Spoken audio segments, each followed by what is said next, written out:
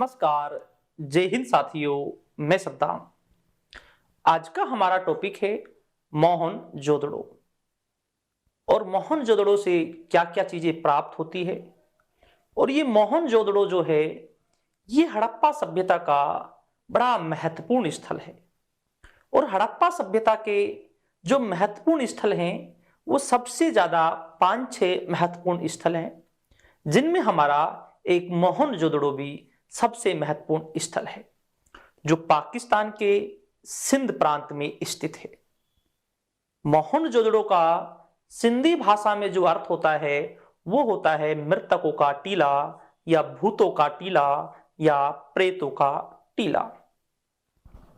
यहां से एक विशाल स्नानागार प्राप्त होता है जो 39 फीट लंबा, 23 फीट चौड़ा और 8 फीट गहरा था, जिसमें सीढ़ियां जो उतरती थी वे उत्तर और दक्षिण की तरफ से सीढ़ियां उतरती थी।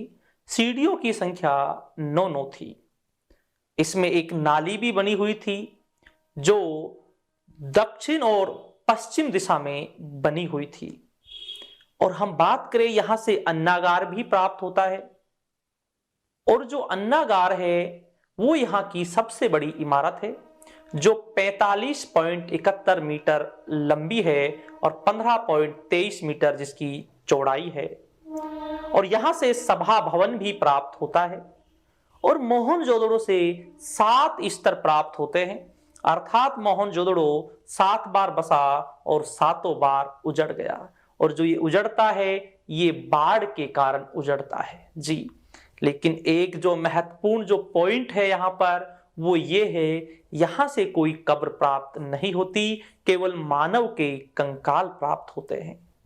पहले ये माना जाता था, मार्टिमर व्हीलर ने माना था कि मोहनजोदड़ो का जो पतन हुआ है वे आर्यों के आक्रमण की वजह से हुआ है, क्योंकि आर्यों का जो देवता था जिसका नाम था इंद्र था, जिसे पुरंदर कहा गया है, और इंद्र का जिसका उल्लेख ऋग्वेद में 250 बार किया गया है। और मार्टिमर व्हीलर ने माना था कि इसका पतन उसी इंद्र ने किया होगा जिसे पुरंदर कहा जाता था, जिसका अर्थ होता है दुर्गों को तोड़ने वाला।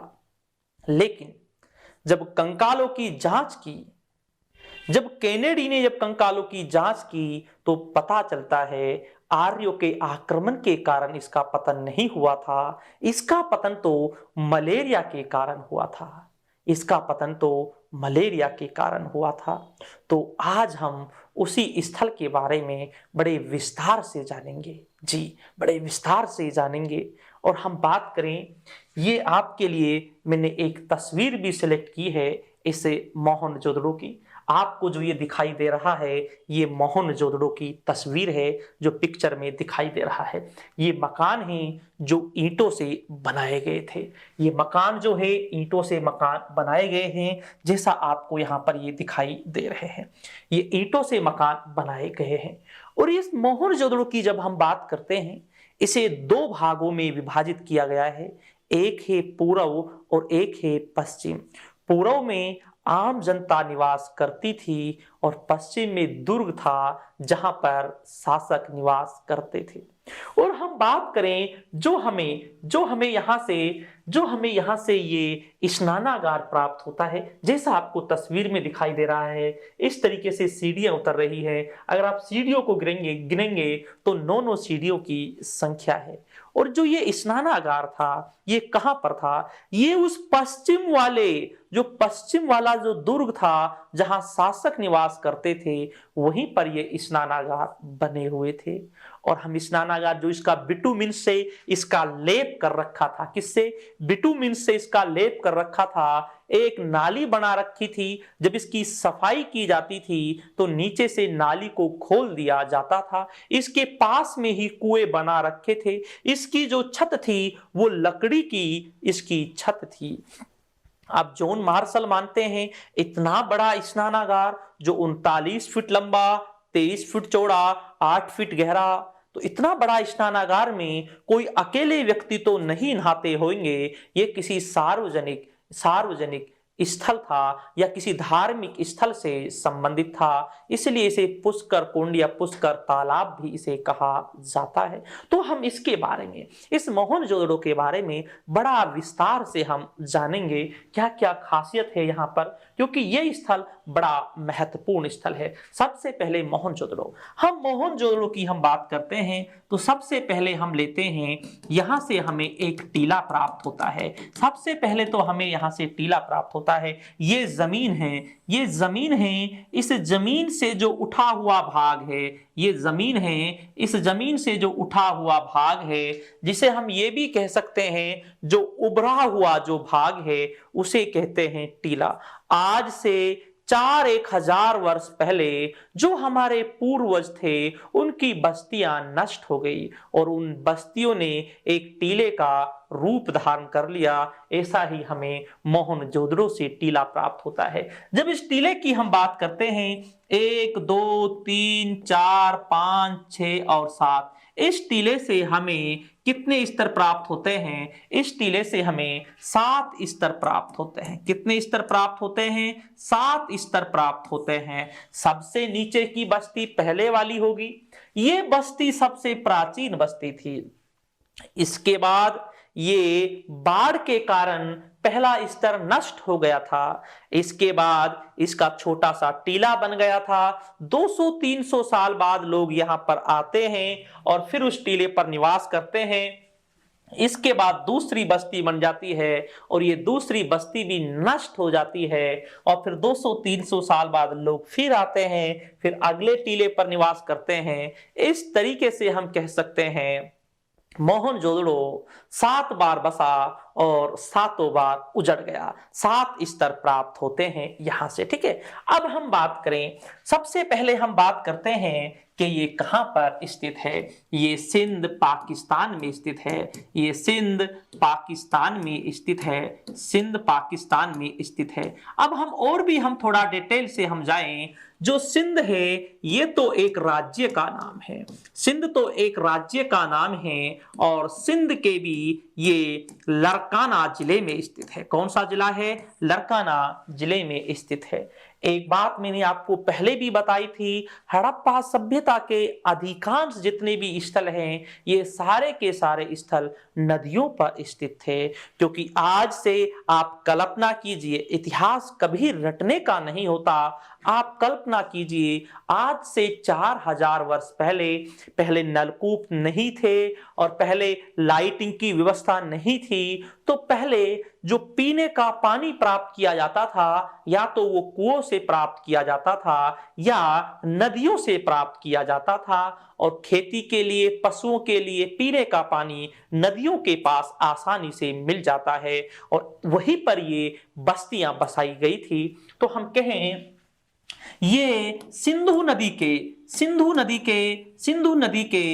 नदी के ये दाएं तट पर स्थित है। कौन से तट पर? दाएं तट पर स्थित है। ये हमारा हो गया। कौन से तट पर है? दाएं तट पर स्थित है। आजकल परीक्षाओं का लेवल बहुत अलग हो चुका है, बहुत अलग बदल चुका है। आजकल आपसे नदियों के तट भी पूछे जा सकते हैं। तो ये सिंधु नदी के दाएं तट पर स्थित है। अब हम बात करें इसकी खुदाई की, हम बात करें इसकी खुदाई से कई इतिहासकार जुड़े हुए हैं। सबसे पहले 1922 में राखलदास बनर्जी ने की। किसने? राखलदास बनर्जी ने की। सबसे पहले राखलदास बनर्जी ने इसकी खुदाई की। लेकिन आजकल परीक्षाओं में आपसे प्रश्न और भी पूछ लिए जाते हैं। इसके बाद 1930 में मेके ने इसकी खुदाई की थी, ठीक है ना। फिर मेके ने इसकी खुदाई की थी। इसके बाद हम बात करें 1945 में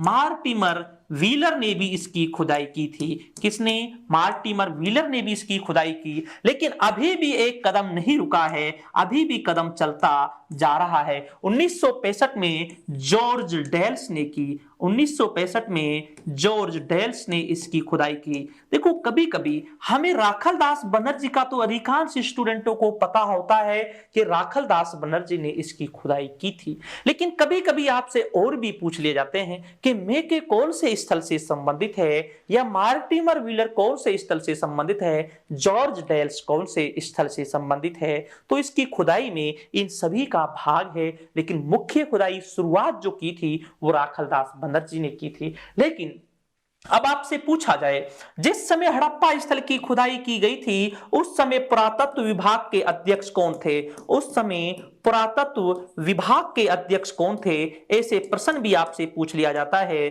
तो याद रखना, जॉन मार्शल उस समय पुरातत्व विभाग के अध्यक्ष थे। क्या नाम था? जॉन मार्शल उस समय पुरातत्व विभाग के अध्यक्ष थे जब इसकी खुदाई प्रारंभ की गई थी। अब हम बात करें खुदाई। एक प्रश्न है कि खुदाई मुख्यतः हम बात करते हैं कि जो खुदाई है वो दो प्रकार से होती है। कितने प्रकार से होती है? दो प्रकार से खुदाई होती है, ठीक है ना। एक होती है लंबवत खुदाई, एक होती है लंबवत खुदाई, एक होती है लंबवत खुदाई। लंबवत जो खुदाई होती है ये इस तरीके से लंबी होती है। अधिकांश स्थलों की लंबवत खुदाई की गई है, लेकिन मोस्ट इंपोर्टेंट जो पॉइंट है यहां पर, इस मोहनजोदड़ो की लंबवत खुदाई नहीं की गई। इसकी जो खुदाई की जाती है, इसकी खुदाई क्षैतिज की जाती है। कैसी की जाती है? इसकी जो खुदाई की जाती है वो क्षैतिज खुदाई की जाती है। अगर हम बात करें, अभी तक हम जो पढ़ते आए हैं, जो खुदाई जो की जाती है वो लंबवत की जाती है, बाकी स्थलों की इस तरीके से की जाती है थोड़े हिस्से में। क्षैतिज जो होती है ये ज्यादा हिस्से में की जाती है, और हमारा तो मोहनजोदड़ो जो स्थल है इसे आप नोट कर लेना, इसकी जो खुदाई की गई है वो क्षैतिज खुदाई की गई है, ठीक है। ये तो एक खुदाई से संबंधित बातें हो गई। अब हम आगे चले, ये स्थल आपको यहां पर दिखाई दे रहा है। अब हम इस स्थल के बारे में ही हमें जानना है। सबसे पहले जो ये मोहनजोदड़ो है, मोहनजोदड़ो, ये जो मोहनजोदड़ो जो नाम है ये सिंधी भाषा का नाम है। कौन सी भाषा का नाम है? सिंधी भाषा का नाम है। ये सिंधी भाषा का नाम है। इसका अर्थ होता है मृतकों का टीला, मृतकों का टीला, मृतकों का टीला, प्रेतों का टीला, प्रेतों का टीला, या हम कहें भूतों का टीला, भूतों का टीला। ये इसका अर्थ होता है सिंधी भाषा में, ये इसका अर्थ होता है। क्या था ये जो टीला था? जब यूं ही पड़ा हुआ था ये टीला, जो ये टीला था जब ये यूं ही पड़ा हुआ था, उस समय यहां पर पेड़ पौधे बहुत ज्यादा थे, और लोग जब यहां से निकलते थे तो यहां पर बोलते थे कि यहां पर भूत रहते हैं, और इस टीले को भूतों का टीला कहा जाता था, प्रेतों का टीला कहा जाता था। और यहां पर जो कंकाल टाइप के जो पड़े हुए थे, जो देखे थे लोगों ने, तो लोग बोलते थे कि ये मृतकों का भी टीला है। किसी ने सोचा नहीं था कि यहां पर भी कोई सभ्यता पनपी होगी, कभी यहां पर भी हमारे कोई पूर्वज कभी रहते होंगे। लेकिन समय बीतता जाता है, जब 1922 ईस्वी में जब इसकी खुदाई की गई तो पता चला यहां पर तो पूर्वज रहा करते थे। यहां से हमें कनिष्क के समय का यहां से हमें स्तूप भी प्राप्त होता है। क्या प्राप्त होता है? स्तूप प्राप्त होता है। जब यहां से हमें कनिष्क वही कनिष्क है जो कुषाण वंश के शासक थे, जो 78 ईस्वी में राजगद्दी पर बैठे थे, जो बौद्ध धर्म को मानने वाले थे। तो इसने इस टीले के पास एक स्तूप बनवाया था बौद्ध धर्म का, इसलिए इस मोहनजोदड़ो को स्तूप टीला भी कहा जाता है। स्तूप टीला इसे कहा जाता है। क्या कहा जाता है? स्तूप टीला भी इसे कहा जाता है, ठीक है। अगली हम बात करें, मैं आपके लिए बता रहा था जो ये टीला है 1 2 3 4 5 6 और 7, यहां से 7 स्तर प्राप्त होते हैं। लेकिन बड़ी महत्वपूर्ण जो बात है, वो महत्वपूर्ण बात यह है, हमें इस टीले से कोई कब्र प्राप्त नहीं होती, कोई कब्र प्राप्त नहीं होती। क्या प्राप्त नहीं होती? हमें कोई कब्र प्राप्त नहीं होती, केवल मानव के कंकाल प्राप्त होते हैं। क्या प्राप्त होते हैं? कंकाल प्राप्त होते हैं। जब इन कंकालों की जांच की केनेडी ने, जांच किसने की थी? केनेडी ने। तो केनेडी ने जब इन कंकालों की जांच की, आजकल साइंस बहुत आगे पहुंच चुका है। स्टूडेंट कभी कभी पूछते हैं कि सर कंकालों की जांच कैसे की? वो तो सर गल गए होंगे, लेकिन कंकाल जो होते हैं कहीं ना कहीं अपनी राख छोड़ देते हैं, व्हाइट वाली जगह छोड़ देते हैं, और साइंस बहुत आगे पहुंच चुका है। जब केनेडी ने इन कंकालों की जांच की तो इनसे मलेरिया के, किसके बारे में? मलेरिया के साक्ष्य प्राप्त होते हैं। किसके? मलेरिया के साक्ष्य प्राप्त होते हैं। किसके साक्ष्य प्राप्त होते हैं? मलेरिया के साक्ष्य प्राप्त होते हैं। अब हम मलेरिया बीमारी का नाम है, और ये बीमारी की वजह से मरे हैं। लेकिन सोचने की बात यह है कि इस समय जो मलेरिया थी उसने कितना रूप धारण कर लिया होगा, और जो कोई बीमारी ज्यादा रूप धारण कर लेती है उसे क्या बोलते हैं? महामारी बोलते हैं। तो हम ये भी कह सकते हैं इसका पतन जो हुआ था महामारी के कारण हुआ था, और महामारी का नाम क्या था? मलेरिया था। महामारी का नाम क्या था? मलेरिया था। एक सोचने की बात है, किसके कारण पतन हुआ है? मलेरिया के कारण हुआ है, और इसी महामारी का नाम मलेरिया था। इसी की वजह से इसका पतन हुआ है, ठीक है ना। कोई भी कब्र प्राप्त नहीं होती। अगली बात, यहां से 7 स्तर प्राप्त होते हैं। क्या प्राप्त होते हैं? 7 स्तर प्राप्त होते हैं। कितनी बार बसा? 7 बार बसा। कितनी बार उजड़ा? 7 बार उजड़ा। उजड़ा कितनी बार? 7 बार। बसा कितनी बार? 7 बार बसा। जी, 7 बार बसा और 7 बार उजड़ गया, ठीक है। अब हम बात करें, ये तो हो गए इसके बारे में, एक खुद टीले के बारे में जानकारी हुई है। अब इसके अंदर से क्या क्या चीजें प्राप्त होती है, इसके अंदर से क्या क्या चीजें प्राप्त होती है, और इस टीले के अंदर से जो जो चीजें प्राप्त होगी उसी के आधार पर हम इसकी व्याख्या करेंगे। क्या करेंगे? व्याख्या। एक इतिहासकार है जिसका नाम है मार्टिमर व्हीलर। एक इतिहासकार है जिसका नाम है मार्टिमर व्हीलर। मार्टिमर व्हीलर ने कहा है साक्ष्य खुद नहीं बोलते, उन्हें बुलवाया जाता है। साक्ष्य खुद नहीं बोलते, उन्हें बुलवाया जाता है। जैसे अगर कोई नाचती हुई मूर्ति प्राप्त हुई है तो वो खुद नहीं बोल रही, बुलवाने का काम हम इतिहासकार करते हैं। जब एक नाचती हुई मूर्ति प्राप्त हुई है तो हम ये मानेंगे कि उस समय डांस किया जाता था। क्या किया जाता था? डांस किया जाता था। तो हम बात करें साक्ष्य खुद नहीं बोलते, इन्हें बुलवाया जाता है। अब यहां से इस टीले के अंदर से जो जो चीजें प्राप्त होती है उसके आधार पर हम पता लगाएंगे कि यहाँ के लोगों का सामाजिक, आर्थिक, राजनीतिक जीवन कैसा था, उसके बारे में हम पता लगाएंगे, ठीक है। चलते हैं। सबसे पहले हम बात करें, यहां से हमें एक स्नानागार प्राप्त हुआ है। स्नानागार, ठीक है ना। ये स्नानागार इतना बड़ा है इसलिए इसे वृहत स्नानागार कहते हैं। क्या कहते हैं? वृहत स्नानागार कहते हैं। अभी तक हमसे परीक्षाओं में केवल यह पूछा जाता था कि वृहत स्नानागार कहां से प्राप्त होता है, ऐसा प्रश्न पूछा जाता था, ठीक है ना। अब मैं आज आपके लिए मैं समझाऊंगा इस वृहत स्नानागार से कितने महत्वपूर्ण प्रश्न बनते हैं। समझना, ये जो है 39 फीट लंबा है, 23 फीट चौड़ा है और 8 फीट गहरा है, ठीक है ना। यहां पर भी है, हम इसका सहारा भी हम लेंगे, ठीक है। अब आप समझना, उत्तर, दक्षिण, और इसके बाद हम बात करें पूर्व, और ये हो गया पश्चिम। ये क्या हो गया? पश्चिम, ठीक है ना। अब ये है, ये स्नानागार है। अब आप देखना, उत्तर और दक्षिण की तरफ से इसमें 9 सीढ़ियां उतरती हैं, और ये सीढ़ियां आप देखेंगे तो आपको यहां पर दिखाई देगा ये जो सीढ़ियां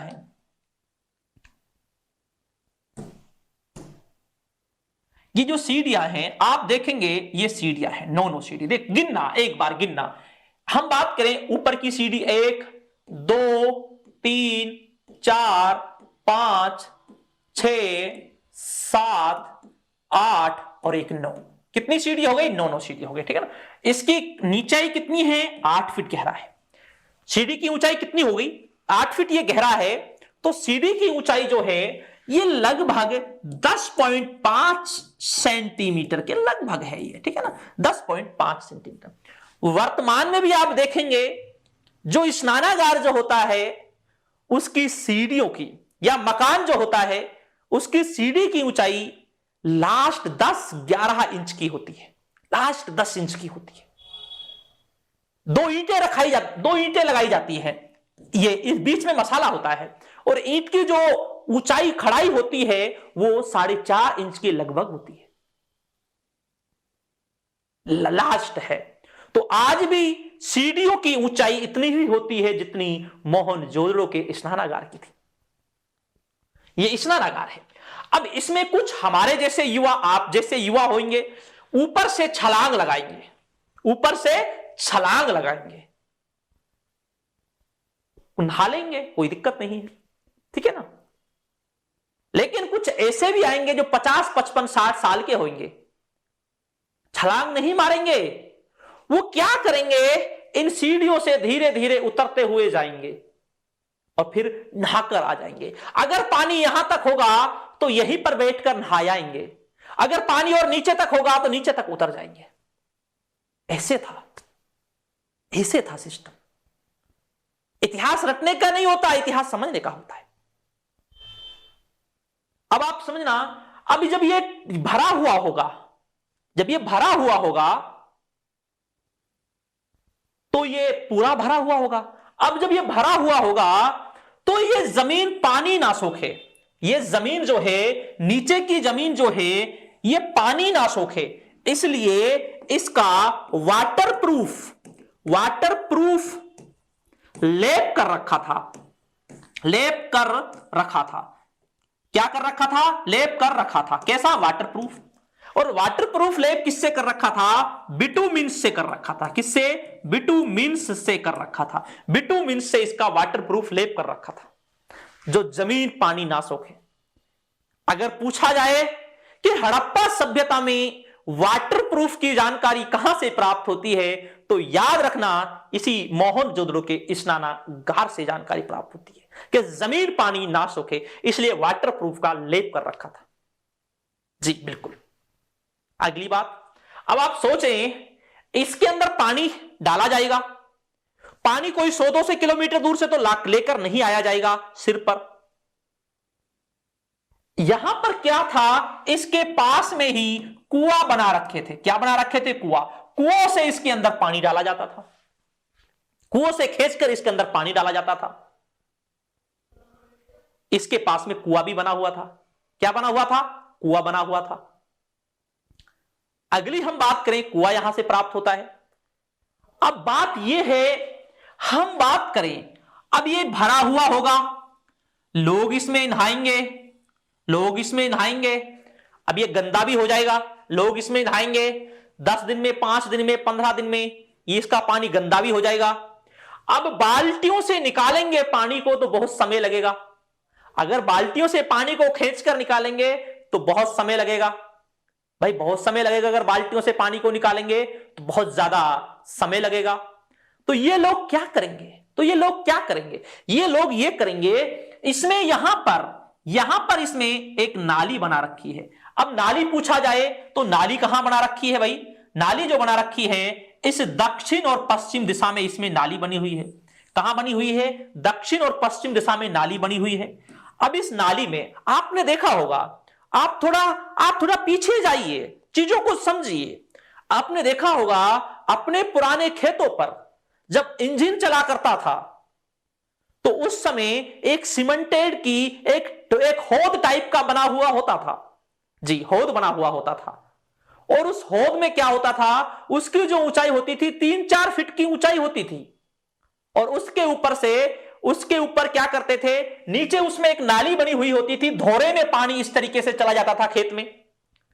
और जब हमें पशुओं को पानी पिलाना होता था तो ये जो नाली बनी हुई थी, इसमें गुदड़ा टाइप का या बोरी का टाट इसमें भरते थे।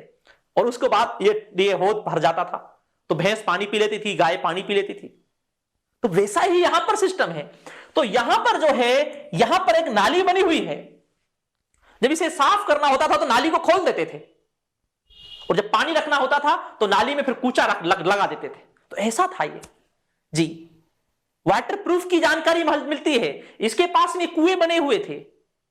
पानी निकलने के लिए नाली बनी हुई है, सीढ़ियां उत्तर और दक्षिण की ओर से बनी हुई है। सीढ़ियों की संख्या कितनी कितनी है? 9 संख्या है सीढ़ियों की। जी बिल्कुल। अब एक बात थी, सोचने की बात है, जब इतना बड़ा कुंड है तो अकेला आदमी नहीं रहेगा इसमें। अब किसी धार्मिक आस्था से ये जुड़ा हुआ होगा। किससे? धार्मिक आस्था से जुड़ा हुआ होगा। और ऐसा ही धार्मिक आस्था से जुड़ा हुआ भारत के अंदर एक कुंड है, पुष्कर तालाब। क्या है? पुष्कर तालाब। पुष्कर तालाब, जिसे पुष्कर कुंड भी कहा जाता है। ये जो पुष्कर तालाब है ये अजमेर में स्थित है। कहां पर स्थित है? अजमेर में। ये वही पुष्कर तालाब है जहां पर महात्मा गांधी जी की कुछ अस्थियों को इसके अंदर भी डाला गया था। और इसके थोड़ा सा जस्ट पास में 501 मीटर की दूरी पर ब्रह्मा मंदिर है। तो ये पुष्कर तालाब जो है एक धार्मिक आस्था से जुड़ा हुआ है, इसीलिए इसको, जो ये स्नानागार है, इसे पुष्कर तालाब या पुष्कर कुंड भी इसे कहा गया है। जी, इसी को कहा गया है पुष्कर कुंड। और बड़ा महत्वपूर्ण है ये। जी, इसको आप गहराई से जानेंगे, रटने का नहीं है, बड़ी महत्वपूर्ण है। और जो इसकी छत पे है, अब इसकी छत भी बना रखी थी उन लोगों ने। हमारे जो पूर्वज थे, वो लोग नहीं, हमारे ही पूर्वज थे, जो हमारे पूर्वज थे, उन्होंने इसकी छत भी बना रखी थी। अब छत किसकी बना रखी थी? छत की हम बात करें, जो इसकी छत बना रखी थी वो लकड़ी की बना रखी थी। किसकी छत बना रखी थी? लकड़ी की छत बना रखी थी। इसकी छत भी लकड़ी की डाल रखी थी हमारे पूर्वजों ने। जी, तो ये है वृहत स्नानागार। और इसे जॉन मार्शल ने इसे क्या बोला है? आश्चर्यजनक निर्माण बोला है। आश्चर्यजनक निर्माण बोला है इसको।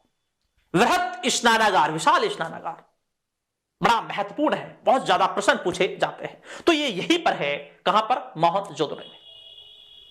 इसके बाद अगला है हमारा, अगला हमें क्या क्या चीजें प्राप्त होती है। अब हम आगे की बातें, आगे की चीजों के बारे में हम जान लेते हैं कि आगे हमें क्या क्या चीजें प्राप्त होती है। ठीक है ना? आगे हमें क्या क्या चीजें प्राप्त होती है। यहां से हमें एक पशुपति की मूर्ति प्राप्त होती है। पशुपति की मूर्ति प्राप्त होती है।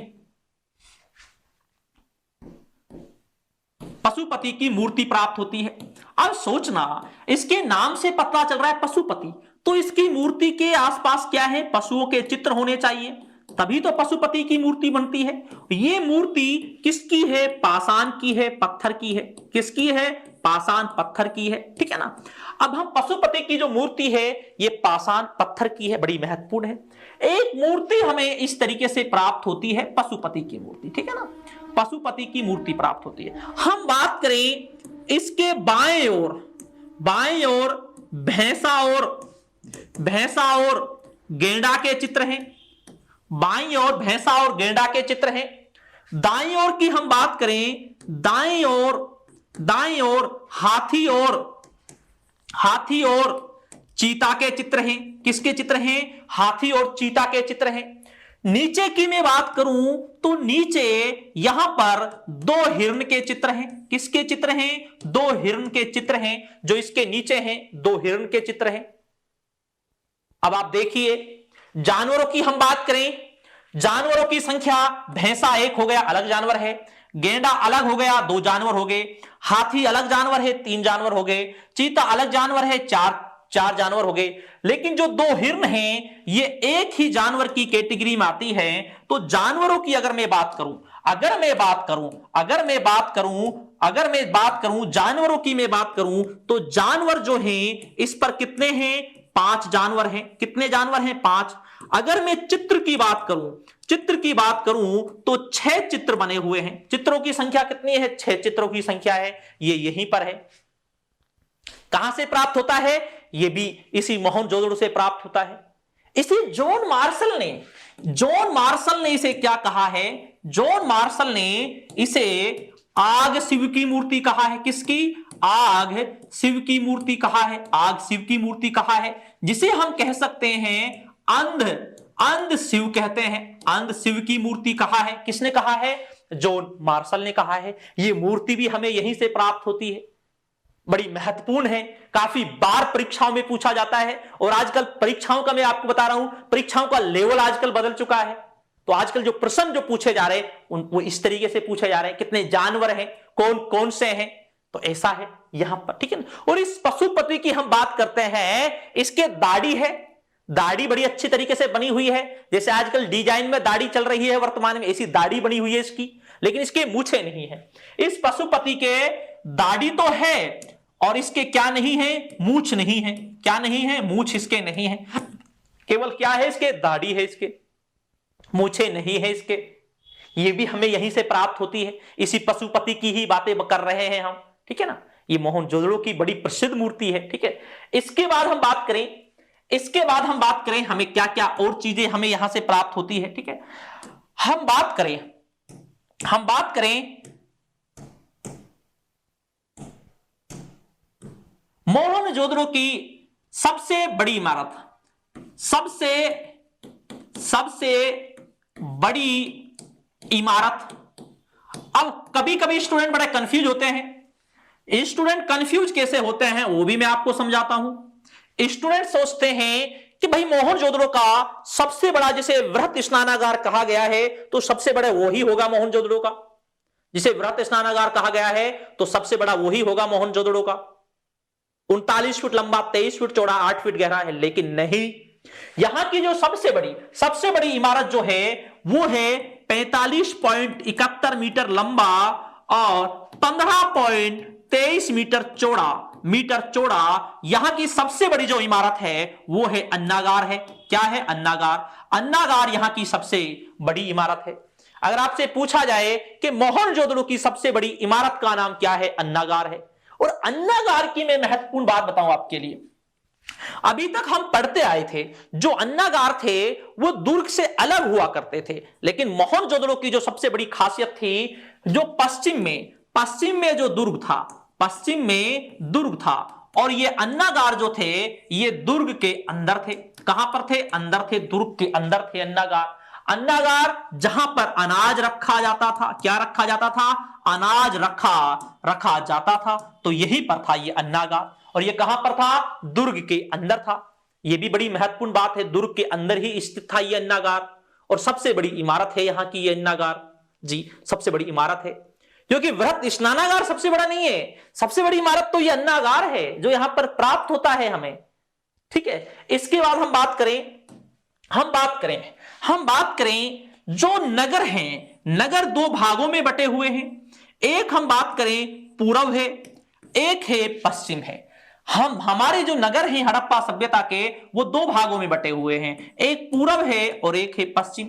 हम बात करें पूर्व में आम जनता निवास करती थी। कौन निवास करती थी, आम जनता निवास करती थी पूर्व में, आम जनता। और पश्चिम की मैं बात करूं तो पश्चिम में क्या था, पश्चिम में दुर्ग था। पश्चिम में क्या था, दुर्ग था। और यहां पर निवास कौन करते थे, शासक निवास करते थे। कौन निवास करते थे, शासक। और जो हमें अन्नागार प्राप्त होता है वो इसी टीले से हमें प्राप्त होता है। अन्नागार जो हमें प्राप्त होता है इसी टीले से हमें अन्नागार प्राप्त होता है। कौन से टीले से, इसी टीले से प्राप्त होता है। अब हम बात करें जो ये टीला है, इस टीले की हम बात करें, इस टीले को भी विभाजित किया गया है। इस टीले को क्या किया गया है, इसे विभाजित किया गया है। इसकी हम बात करें, इसे HR में विभाजित किया गया है, US में विभाजित किया गया है, और हम बात करें तो DK में इसे विभाजित किया गया है। इस टीले को 3 भागों में विभाजित किया गया है। HR, अगर आपसे पूछा जाए HR टीला कहां पर है, VS टीला कहां पर है, DK टीला कहां पर है, ये मोहनजोदड़ो में है। और मोहनजोदड़ो में कौन सी जगह पर है, इसी पूर्व वाली जगह पर है भाई, जहां पर आम जनता निवास करती थी, ठीक है ना। अब आपने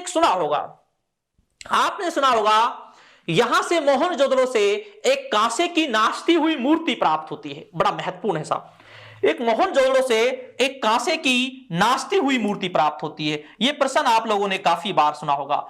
जो मोहनजोदड़ो से कांसे की नाचती हुई मूर्ति प्राप्त होती है, किसकी, कांसे की। ये कांसे की जो नाचती हुई मूर्ति प्राप्त होती है, कांसे की नाचती हुई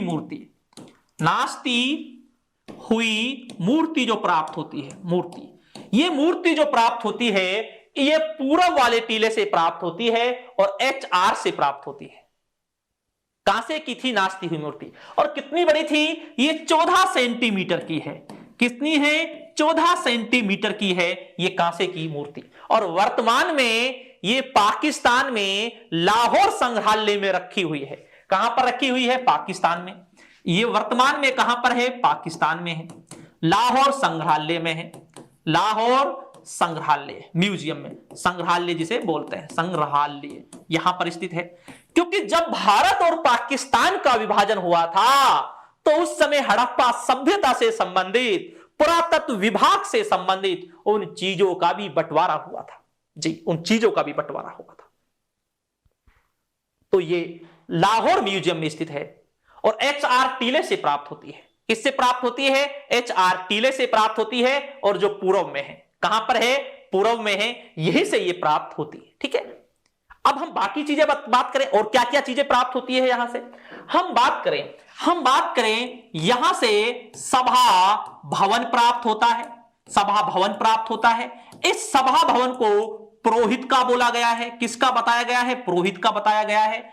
ये जो सभा भवन है, हम बात करें, ये 27 मीटर लंबा, 27 मीटर लंबा और 27 मीटर चौड़ा हमें यहां से सभा भवन भी प्राप्त होता है। कहां से? इसी मोहनजोदड़ो से हमें सभा भवन प्राप्त होता है। और यह सभा भवन बड़ा महत्वपूर्ण है, इसे पुरोहित का आवास कहा जाता है। ठीक है, इसके बाद हम बात करें, जो जो हमें चीजें प्राप्त होगी उसके आधार पर ही हम पता लगाएंगे। हम बात करें कुंभकार, कुंभकार, कुंभकार अर्थात जो कुंभकार जो होता है, कुंभकार बोलते हैं जो जो बर्तन बनाता है, जो कुम्हार होता है कुंभकार। कुंभकार के 6 भट्टे प्राप्त होते हैं, 6 भट्टे प्राप्त होते हैं, यहां से प्राप्त होते हैं। कितने प्राप्त होते हैं? 6 भट्टे प्राप्त होते हैं। किसके? कुंभकार के 6 भट्टे प्राप्त होते हैं। ठीक है ना। अगली हम बात करें, जो ये कुंभकार के जो 6 भट्टे प्राप्त होते हैं, तो इससे हमें जानकारी क्या प्राप्त होती है भाई? उस समय बर्तन भी बनाए जाते थे, कुंभकार के अवशेष हमें प्राप्त होते हैं। ठीक है, इसके बाद हम बात करें, यहां पर एक व्यक्ति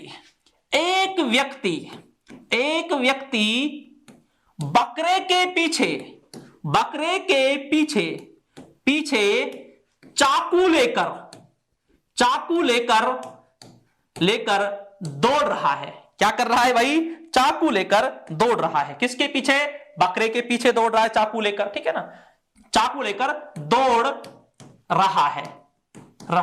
अब हम इसे, जो ये बकरा है, बकरे के पीछे एक व्यक्ति दौड़ रहा है, क्या लेकर? चाकू लेकर। जब चाकू लेकर दौड़ रहा है तो भाई बकरे को वो काटने की प्लानिंग होगी, इसीलिए तो चाकू दिखाया गया है। एक ऐसी मिट्टी की मूर्ति प्राप्त होती है। और हम बात कर रहे हैं, जो साक्षी होते हैं वो खुद नहीं बोलते, उन्हें बढ़ाने का काम हम इतिहासकार करते हैं। जब वो व्यक्ति उसके पीछे चाकू लेकर भाग रहा है तो उसका इरादा क्या होगा? उसको काटने का इरादा होगा। तो हम इस व्यक्ति को क्या बोल सकते हैं? हम इसको कसाई भी बोल सकते हैं। क्या बोल सकते हैं? कसाई बोल सकते हैं।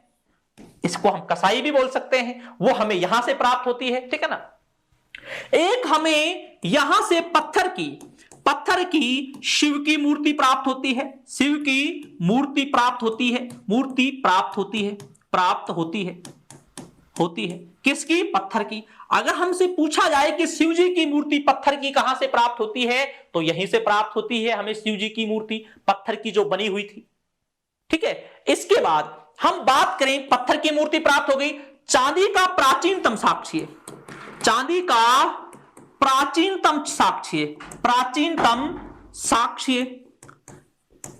यहीं से प्राप्त होता है। और ये चांदी जो है, ये सूती कपड़े में लिपटा हुआ है।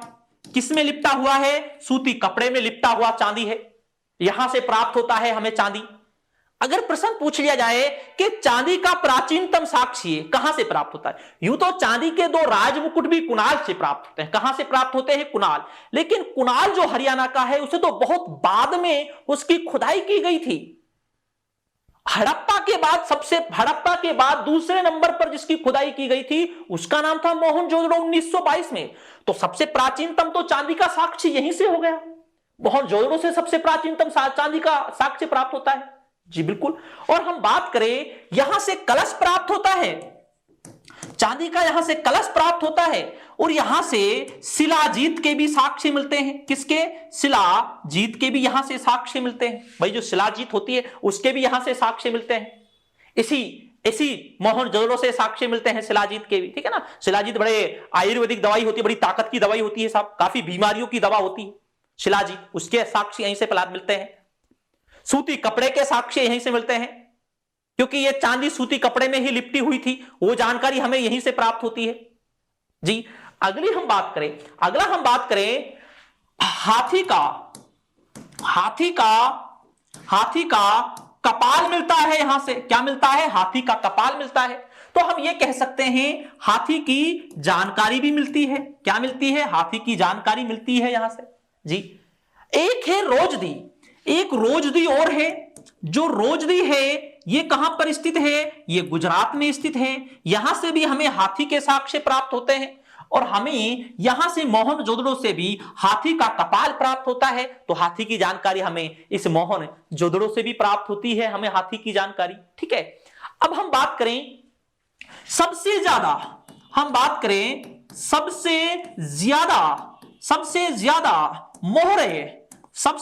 मोहरे यहीं से प्राप्त होती